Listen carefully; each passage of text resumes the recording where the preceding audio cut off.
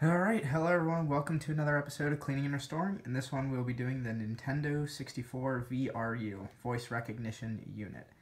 Basically, long story short, what this is a thing where you plug in a microphone right here, and you can talk into the N64 and play games like it, such as Hey You Pikachu and other games, but Hey You Pikachu is the most popular one. Horrible game, I've played it, it's bad.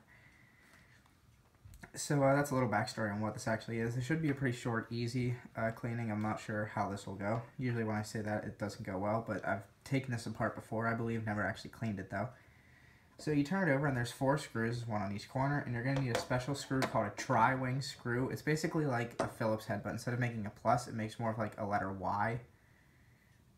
So it's a really small tri-wing screw. This is the smallest one that I have, so I'm not sure how common these things are. But so you're going to go ahead and take all 4 screws out, and then I'll show you the next step. Alrighty, I've gone ahead and taken out all 4 screws out, so this is what you should be looking at right here. It's basically the same exact thing, but without screws in it. So just like everything else to take apart, once you get them out, you should just be able to lift the top off, and this one's extremely easy to get off. And there you go. So the electronics are actually connected to the top. I did not remember that. The inside's not dirty at all, as far as I can see on the bottom half of the thing. But there are scuffs on the exterior that I'm going to try to get off with the magic eraser. That's basically the reason I took this apart, that and to make a video for you guys. So I was rummaging through my controller drawer and saw this sitting there, and I was like, not only have I not used that in a while, but I never actually showed people how to take it apart. So in here you can see the wires really tangled throughout those plastic cylinders, so you're going to go ahead and unravel it all throughout those.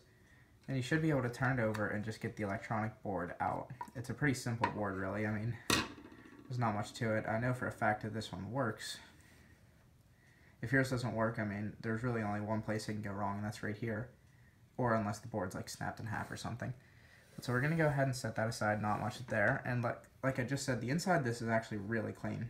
Whoever had this took good care of it. That, and there's no really holes for dirt to get in anyway.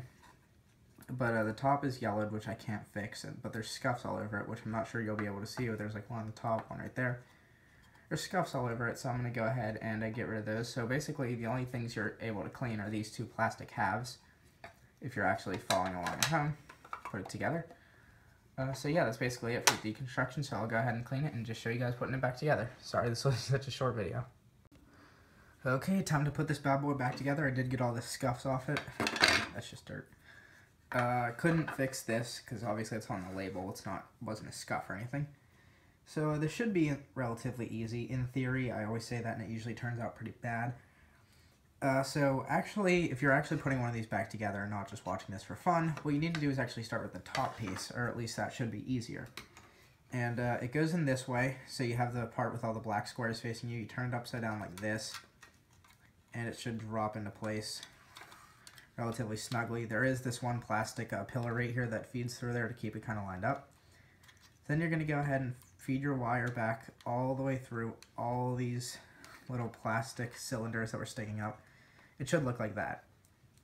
Your wire should retain the shape of those, and it should be relatively easy to get. But if not, it should just be like that.